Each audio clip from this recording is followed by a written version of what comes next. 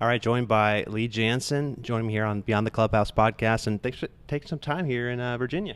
Sure, thanks. The weather has turned. We're definitely out of summer and we're in the fall now. Yeah. Well, it's funny. I like to ask a lot of Champions Tour players, when you have tough weather like this and you bundle up as you get into the winter, what is some good advice for the weekend hacks at home to be smart in the cold weather? Well, one of the things that helps me is the first layer or the tight fitting, stretchy underwear, whatever that Callaway makes one. They're lightweight and they're fit right to you. And they're tight. That way, like if you have three layers that are not tight fitting, then it gets bunched up and there's just even harder to move around because you still want to be able to swing. So you got multiple layers. I prefer to only have two layers at the most, but on a cold day like this when it's in the 30s and the wind's blowing, you're going to have three layers on. So the tight area, a long sleeve shirt, and then a sweater. Sweaters come in all different materials, so the warmer the sweater, the better. Yeah. Well, I think about Champions Tour in your career thus far, and 7.5, 8 years that you've been out here. What is ninth year officially, and we're in the playoffs here in Richmond. What has been kind of your takeaway thus far with the Champions Tour and what you want to accomplish? I would say that the Champions Tour is very competitive. For those that have never come to a Champions Tour event, or maybe players that are thinking about what they're going to do when they turn 50, it's very competitive. You have to play very well to win. Winning is very hard out here. You got to be on your game for 3 days, which might be a little bit more of a challenge because it's only 3 days instead of 4. So you better shoot probably in the 60s the first day just to have a chance. But, it's not impossible to come back if you shoot even part of the first day, but it's just a lot easier to be in the hunt after the first round. Speaking about shooting in the 60s, Freddie Couples last week shoots 60 at the age of 63. What did you take away from that? That's amazing. He was 13 under when I left the golf course to drive to Richmond, and I stopped at a rest area and pulled up the app to see what was going on, and it said 20 under. I literally thought there was something wrong with the app. Of course. Because he birdied the last 7 holes, and I was like, what in the world? And then I look at his full scorecard, and he birdied the last 5 on the front, so that's 12 out of 14. That's incredible golf at any stage during a tournament of any kind, and much less to do it to your last 14 holes and win a tournament walking away. So great performance. Broke his age by 3 shots. He had stated earlier this year that he really wanted to win one more event. So hopefully this is not his last event. I mean, hopefully he just sees, like, if I can do that, then I can win more. Right. Yeah, so I was hoping to, because I read his quote that he's like, hey, that's my goal, one more. And then so the worry is that he might be done, but what are you thinking at this point? Well, he's probably been more than one time in his career that he thought he was done. Everybody knows that his back gives him trouble from time to time, and he's missed extended periods of time because of it. But I think if he's physically able to play, he'll play, even if it's just 5 times a year. Just to get those favorite courses that he knows, he right? He can still play. Obviously, he just showed it. I mean, 60. It's not like it was pitch and putt. It's there's trouble. The greens were fast. The pins were in tough spots, and I know there was a couple other scores, maybe 8 under, to show that it was possible to do it. But he still had the low round of the day by 4 shots. That's awesome, really amazing. Does it do anything for your game when you see a 63-year-old pull that off? Well, I was one of the earlier group, so I wasn't happy with the way I finished. I had an opportunity to shoot a better score than I did, and I didn't. And then when you see a 60 and a couple 64s up there, you realize that, I had a missed opportunity there, and I got to do better. Yeah. Well, I think about you being a 2-time U.S. Open champion, and I think about U.S. Open history in your career. The first one you were at in 1985 was your first real big event, and you show up there with your roommate on the driving range. Like, tell us a story what that was like, to seeing all the big stars out there. Right. So I tried to qualify for the U.S. Open a couple times, and in '85 I made it as an amateur. I was the youngest player in the field. My college roommate lived just a mile down the street, so it was natural to have him caddy for me. And then we were just completely out of our element. It's like we snuck into a big event somehow that we weren't supposed to be there, but there we were. We get to the range, and there was an opening between Nicklaus and Watson, and my caddy, Pat, says, you could hit right there. And I said, no, I'll just wait. I'm not going to hit balls next to those 2 guys. Are you kidding me? So I got to play a practice round with Ben Crenshaw. turns out during the tournament I teed off behind Nicholas, and I'm on the putting green, and he makes his way to the first tee, and of course the ovation he got on the way to the first tee was amazing, and it just about ruined me, and I wasn't even playing with him, but I was playing behind him. Just the reverence that was giving him, you could realize what a big event it was and what you were surrounded by. So it was a huge learning experience.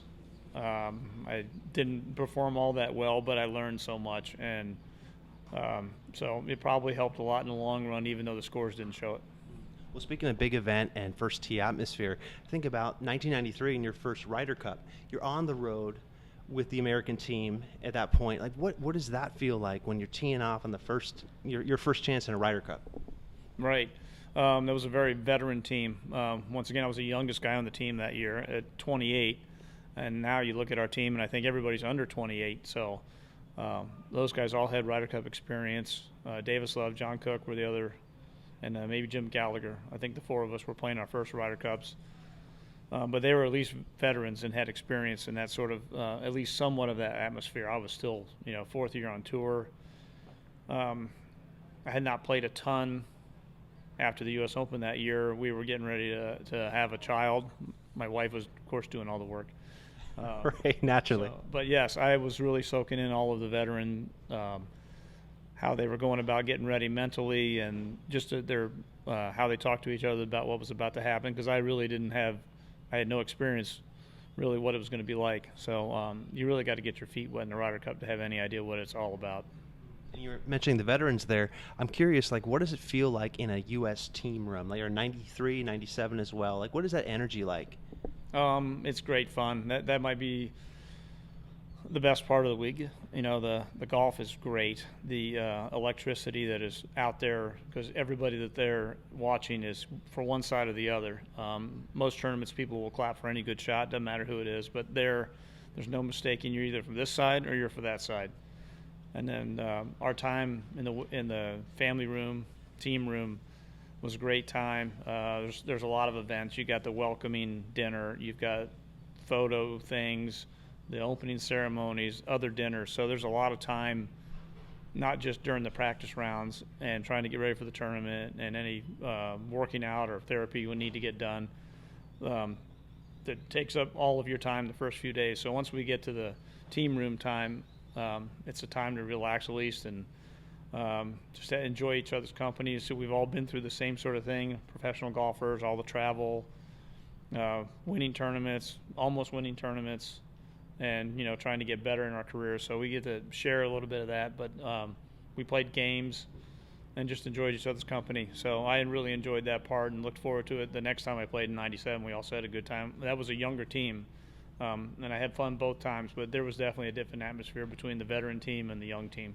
You were a captain's pick there in '97, if I recall. That's right. I played with Tom Kite the last round of the PGA at Wingfoot, and I thought that was a great opportunity for me. Here's the captain. He hadn't decided who he was going to pick yet, and we're playing in a major, and we're the third to last group, maybe the second to last group. I don't know. We were pretty late in the round. So I felt like if I shoot under par, shoot a good score, then he'll probably be leaning towards picking me. It'd be great to have a good tournament, and it'd also be great to get picked for the Ryder Cup, and that's how it turned out. Well, we think about some of the guys that you would have met and spent time with in those team rooms over the years in Ryder Cups, and I think about my podcast is called Beyond the Clubhouse, so it's about those lasting relationships all of us make through the game of golf. And I'm just curious, I think of somebody like Payne Stewart, somebody like Payne. Like, what's a favorite memory or just a memory that comes to mind when you think of him and his life? Yes. Well, Payne and I, the first time we played together was in '93 in Tucson, and I was just getting to know him. And then we played together again in the U.S. Open final round at Baltusrol. And then the Ryder Cup, we were there. But he's one of the veterans. He'd already played Ryder Cups, been a factor in majors for a long time. So the captain was leaning on the veterans very hard that week. But I can remember when I teed off in the singles match, and I don't know where I was in the thing, if I was towards the end or in the middle. He was teeing off after me, but he was there on the first tee to watch me tee off to encourage me as I teed off. So I appreciated that very much, and I did not forget it. So I thought that was really nice of him to do that. That was I did end up not winning my match, but it meant a lot to me at the time. You guys talk about it afterwards in those years beyond? Not so much that one, but we got paired together many times. We seem to, I guess we like the same courses or whatever, and we would have good tournaments a lot of the same places. So we got paired together quite a few times. No, you mentioned Jack Nicklaus and that U.S. Open there in 1985. It would be the year before he won that Masters in '86. In terms of legends or guys you looked up to growing up, what's a kind of a favorite moment as you look on your career now with maybe one of those one of those role models? Well, I can remember when Jack won the 1980 U.S. Open at Baltusrol. I was at a junior tournament, and they were handing out the trophies, and everybody's head was turned to the TV watching as he was finishing off the tournament. And so that struck me that was a big deal. I mean, I was young, 15 years old, playing in a junior tournament. I just started playing junior golf at that time, so I was soaking in what other people thought was important at that time.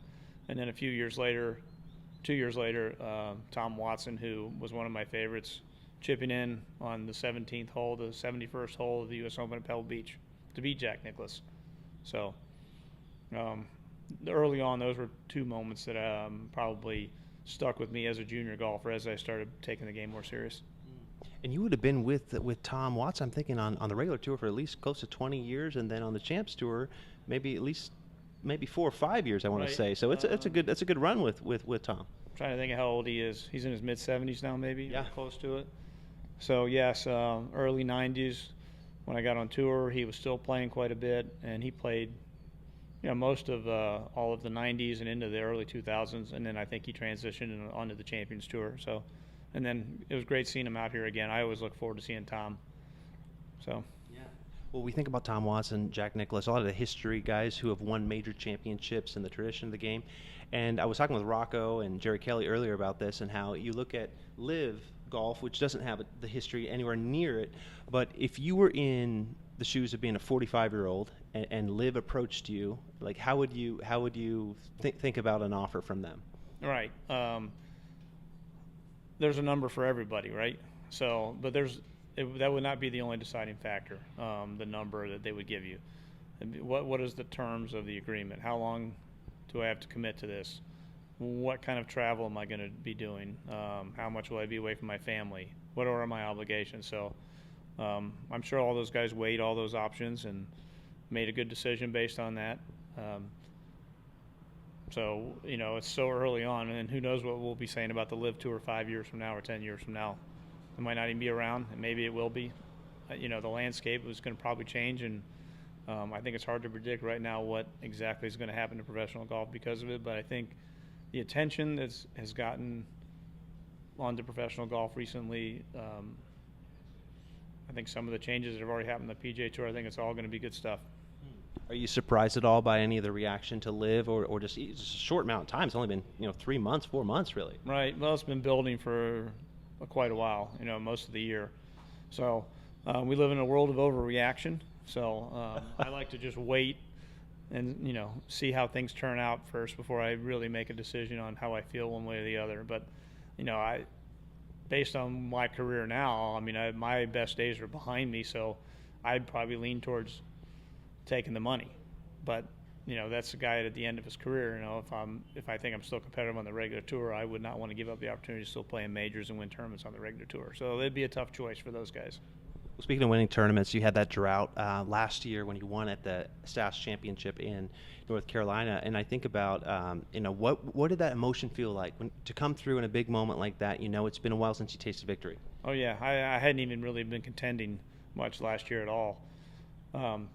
So I was really just excited to be in the hunt for a tournament, and it started very poorly on the first hole, a bad tee shot, and turned things around on the next hole, which sometimes that's all it takes is you play one hole bad and then come back and play the next hole well. It steadies you and gives you a little bit of momentum for the rest of the day, and then I just played really well the rest of the day. Never really thought about winning. Got to the last hole and thought, well, if I can knock this in, maybe I'll get in the playoff. And so it was a little bit of a surprise, actually. I was really never thinking about winning the tournament, and all of a sudden I was in a playoff. And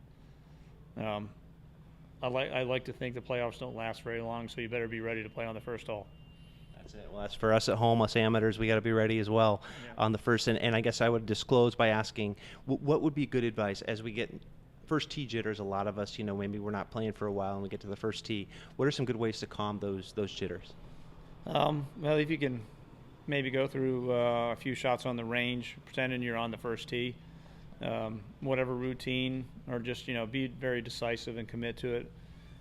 You get to the first tee and everything was fine. Then you get the first tee and all of a sudden the adrenaline kicks in and the nerves kick in. You don't know what you're going to do. That's a tough situation to be in when you're out of your comfort zone. So if you plan ahead, maybe play a few shots on the range just to pretend you're playing the first hole. That could help.